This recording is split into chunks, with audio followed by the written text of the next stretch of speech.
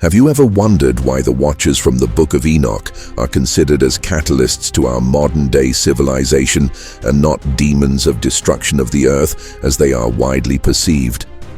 What if, within those very forbidden teachings, introduced to humanity by the Watchers, also known as fallen angels from the Book of Enoch, lay the seeds of human civilization? The foundational sciences and arts that we now consider essential, even beneficial? Imagine if the very knowledge that condemned them so fiercely also accidentally became the bedrock of our society's progress. Most people only have a sensationalized view of the Watchers as purely evil, teaching only forbidden arts like dark magic and war. They expect another doom and gloom narrative. But in today's video, we will reveal that while their actions were indeed transgressive and had devastating consequences, some of the knowledge they imparted was foundational science and arts, are not inherently evil in its raw form. We hope this new nuance will help create a more sophisticated and intriguing take of your understanding of what really happened. Be sure to stay and dive to the end of this video with us to uncover a never-heard-before take on the unseen. Legacy of the Watchers, the fallen angels from the Book of Enoch, a re-evaluation of the Watchers' role in our society today. So you've heard the ancient legends. The Watchers, fallen angels from the Book of Enoch, who descended and abandoned their posts from the heavens, took human wives, and taught humanity forbidden knowledge that plunged the world into chaos, leading to the Great Flood in Genesis.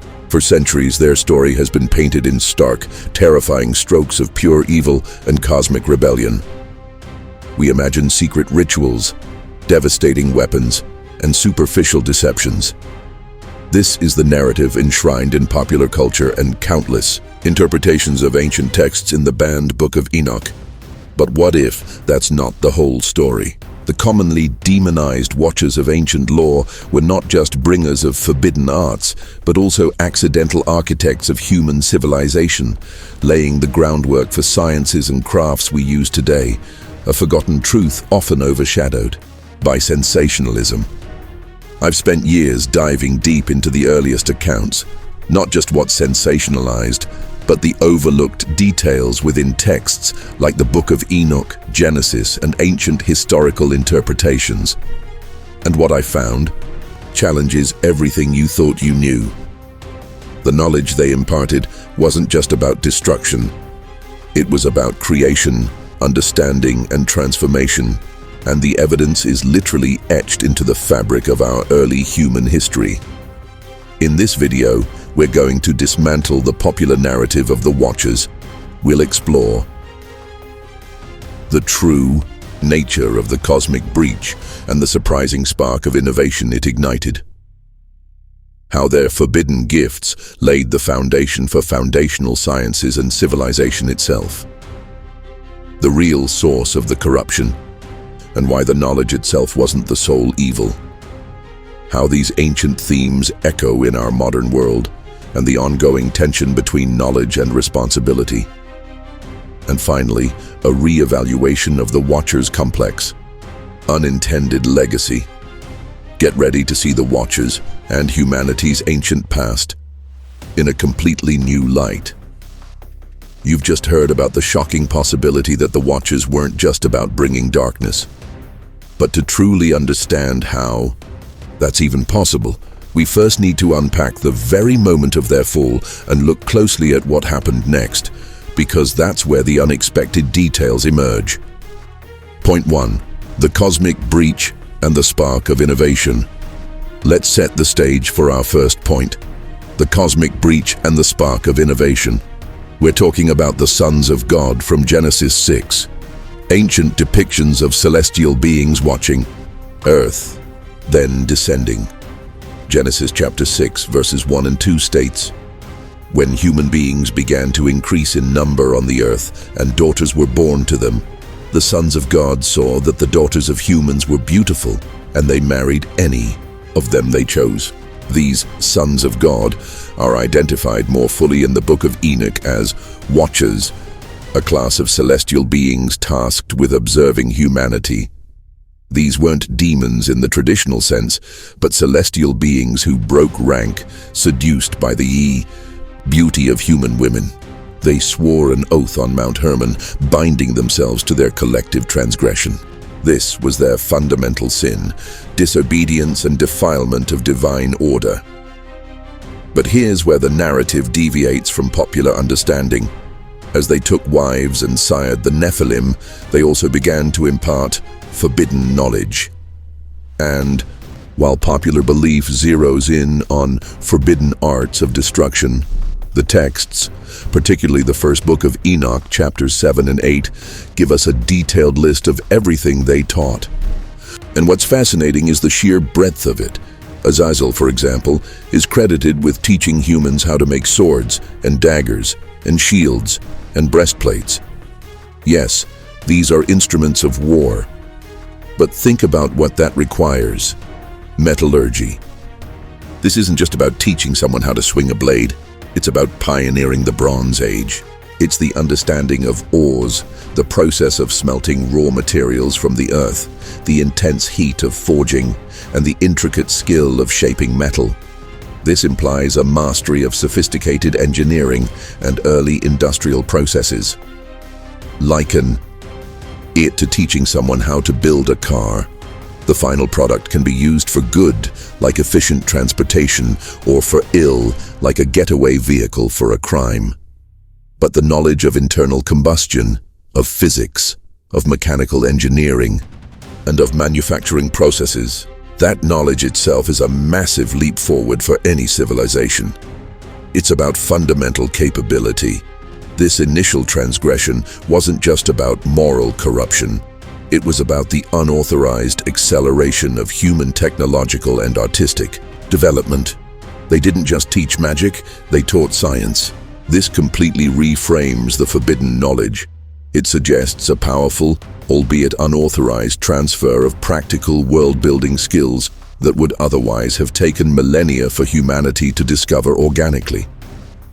This cosmic breach, therefore, inadvertently sparked a revolution in human capability, not just a descent into depravity, it was a catalyst. So the Watchers taught metallurgy, not just for war, but as a foundational science. But that's just one piece of the puzzle. If you think that was surprising, wait until we look at the other gifts they bestowed and how they actually laid the groundwork for some of humanity's most cherished and fundamental advancements. Point 2. Beyond evil magic, the foundations of civilization.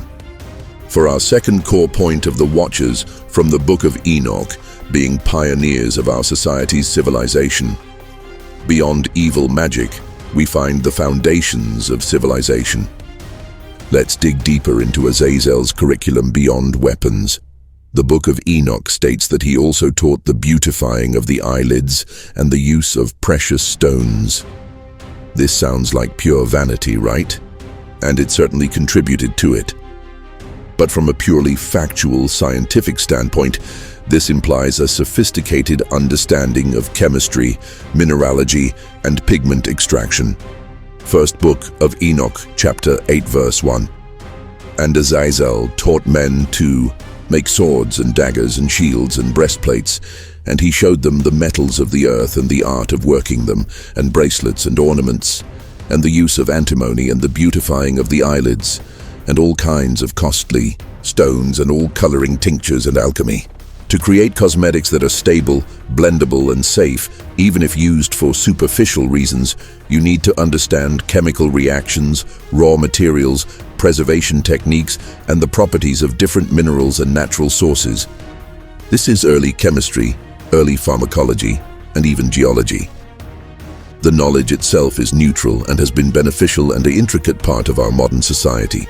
Consider also Semihaza, one of the chief watchers, who taught enchantments and root cuttings. While enchantments might sound overtly magical, root cuttings points directly to advanced botany, herbalism, and early pharmacology. This wasn't just about casting spells. It was about identifying medicinal plants, understanding their properties, preparing them, and applying them for healing, for food, for dyes, or other practical purposes.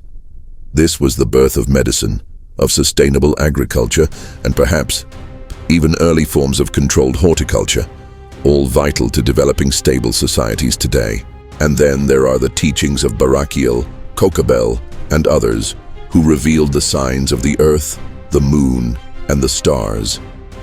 This was not merely astrology for divination, as it's often simplistically painted, but foundational astronomy and navigation. Understanding celestial bodies allowed early humans to track seasons, vital for planting and harvesting, to navigate vast distances by night, and to develop accurate calendars. This was the precursor to scientific astronomy, a vital science that ordered human life and facilitated exploration, not just fortune-telling. This is our core contrasting fact. The popular belief is that all Watcher knowledge was evil magic. The reality, according to the texts, is that it included what we now recognize as the rudimentary forms of chemistry, metallurgy, botany, medicine, and astronomy. These were not inherently evil.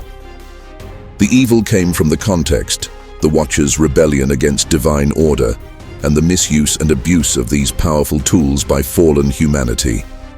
A sword can defend a family or conquer a neighbor. Cosmetics can enhance beauty or deceive. The knowledge itself, like fire, is a neutral force. It's the hand that wields it, the intent behind its application, and the moral framework of the society possessing it that determines its moral alignment. The Watchers, through their disobedience, inadvertently jump-started civilization, forcing humanity to confront the ethical dilemmas of power and knowledge head-on, and far earlier than they might have naturally. We've established that the knowledge itself wasn't inherently evil, but rather a catalyst. But let's be absolutely clear. The consequences of the Watchers' actions were catastrophic.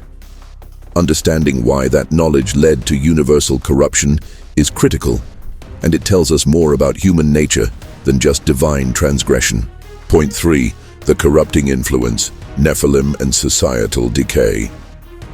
For our third point, the corrupting influence born from the Nephilim and societal decay. In this point of our contrasting take about the Watchers and Nephilim from the Book of Enoch, while the knowledge itself might have been neutral, the entire scenario, as we have been told numerous times, was born from an act of rebellion and lust. The offspring of the Watchers and human women were the Nephilim, giants described as consuming everything and eventually turning on humanity itself. Their very existence was a violation of divine order, and their appetites reflected that unnatural origin. Genesis chapter 6 verse 4 states, "The Nephilim were on the earth in those days and also afterward when the sons of God went to the daughters of humans and had children by them. They were the heroes of old, men of renown."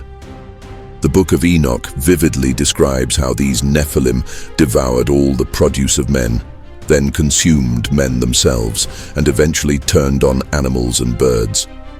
This created a profound crisis for humanity, a constant state of fear and predation. But the corruption wasn't just physical. The gifts from the Watchers, while foundational, were now wielded without the necessary moral and spiritual guidance. Metallurgy, which could build tools for farming, produced sharper, deadlier weapons, fueling endless wars. Cosmetics, initially perhaps for cultural expression, became tools of seduction, vanity, and deception, blurring lines and leading to spiritual impurity. The root cuttings taught for healing could also be twisted into potent poisons or dark enchantments used for malevolent purposes. It was the accelerated capability combined with a rapidly decaying moral framework that led to universal violence and unrighteousness. This shows us that knowledge, no matter how powerful or seemingly neutral, becomes profoundly dangerous when put into the hands of a morally unmoored society.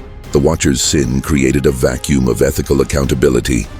They broke the divine rules, empowering humanity with tools far beyond their spiritual maturity. This rampant abuse of advanced capabilities, coupled with the destructive nature of the Nephilim, culminated in the overwhelming corruption described in Genesis 6. Genesis chapter 6 verses 5 to 7 powerfully states, "The Lord saw how great the wickedness of the human race had become on the earth, and that every inclination of the thoughts of the human heart was only evil all the time. The Lord regretted that he had made human beings on the earth, and his heart was deeply troubled. So the Lord said, I will wipe from the face of the earth the human race I have created, and with them the animals, the birds, and the creatures that move along the ground, for I regret that I have made them." This profound judgment, the great flood, was necessitated by this universal moral and physical depravity, a divine intervention to cleanse the earth. The knowledge itself wasn't evil, but its unchecked proliferation and misapplication in a fallen world certainly led to immense suffering and the ultimate consequence. So, the Watchers from the banned Book of Enoch's story is a nuanced one of forbidden knowledge, accidental progress, and catastrophic moral decay. But if you think this is just an ancient myth, think again.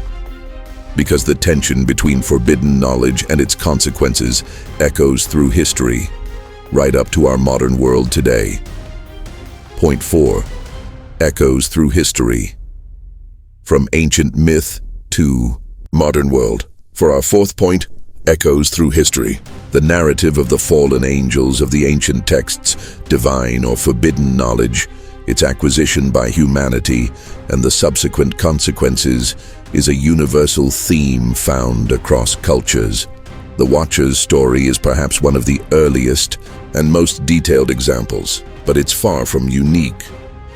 Consider the Greek myth of Prometheus, who stole fire representing knowledge or technology from the gods to give to humanity, suffering eternal punishment for his transgression.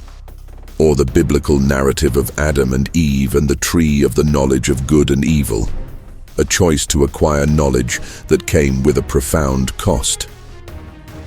After eating the forbidden fruit, Genesis chapter 3 verse 22 records, "And the Lord God said, the man has now become like one of us, knowing good and evil. He must not be allowed to reach out his hand and take also from the tree of life and eat and live forever." These are not direct parallels to the Watchers, but they reflect a deep-seated human anxiety about the acquisition of power and knowledge beyond our ordained limits and the ethical responsibility that comes with it. In modern times, we see this tension in the development of nuclear technology. The knowledge to harness atomic power can provide limitless energy or catastrophic destruction, or the rapid advancement of artificial intelligence, a tool with immense potential for good, but also profound ethical dilemmas if misused or developed without foresight. The Watcher's story, when viewed through this lens, becomes more than just a biblical story of curiosity. It's an ancient cautionary tale woven into the fabric of human consciousness. It warns us not just about the dangers of forbidden knowledge, but the dangers of uncontrolled or irresponsible knowledge. For instance, the Apostle Jude in his short letter, verse 6, states, "And the angels who did not keep their positions of authority, but abandoned their proper dwelling, these he has kept in darkness, bound with everlasting chains for judgment on the great day." Similarly, 2 Peter chapter 2 verse 4 says, "For if God did not spare angels when they sinned, but sent them to hell, putting them in chains of darkness to be held for judgment." These verses underscore the divine judgment on the angels who transgressed, emphasizing that even their knowledge, when acquired and shared outside of divine will, carried severe consequences. It forces us to ask, are we mature enough to handle the power we acquire? Do we have the moral framework to ensure our advancements benefit rather than harm? The Watcher's story, centuries later, still provides a chilling framework for understanding our own ongoing ethical struggles with rapid technological and scientific advancement. We've broken down the nuance of their knowledge, the true source of corruption, and its enduring echoes. Now it's time to put all the pieces together and consider something truly profound. The Watcher's unseen and deeply complex legacy on humanity. Point 5. The unseen legacy, a re-evaluation of the Watcher's role. For our final point, the unseen legacy. To truly re-evaluate the Watchers, we must look beyond their immediate transgression and consider the long-term, perhaps unintended consequences of their actions. What did their presence mean for humanity's path of life? While their actions caused immense suffering and led to divine judgment, could it be argued that their forbidden gifts also provided an undeniable, albeit involuntary, leap forward for early humanity? Would metallurgy, advanced construction, or even sophisticated understanding of plants and stars have taken millennia longer to develop, if not for this direct, unauthorized transfer? It forced humanity to grapple with tools and capabilities far beyond their initial evolutionary stage. This doesn't excuse the Watcher's sin, nor does it diminish the devastation of the flood. But it does introduce a layer of complexity. They were catalysts. Their rebellion initiated a period of both profound peril and rapid, accelerated development. It was a dark, cosmic intervention that fundamentally altered the course of human history, for better and worse, in ways we are still grappling with. So, the Watchers from the banned Book of Enoch were not just one-dimensional villains teaching evil spells. They are figures who embody the complex, dual-edged nature of knowledge itself. Their story serves as a profound parable about the acquisition of power, the responsibility of those who possess it, and the inherent human struggle with ethical choices. They were fallen angels, yes, but their forbidden knowledge was not just a curse.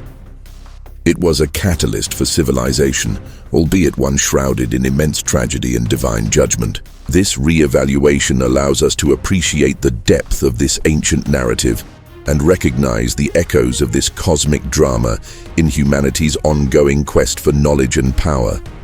A quest where expectations and reality continue to collide. So, we began this journey expecting a story of pure evil and forbidden arts.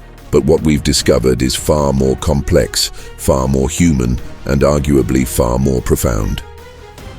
We've seen how the Watcher's cosmic breach inadvertently sparked foundational advancements in metallurgy, chemistry, botany, and astronomy, the very building blocks of civilization that most of us never connected to these ancient fallen beings. We've understood that the true evil wasn't necessarily the knowledge itself, but its misapplication by an ethically unprepared humanity, leading to the devastation that necessitated the flood. This isn't just an obscure ancient myth, it's a timeless allegory.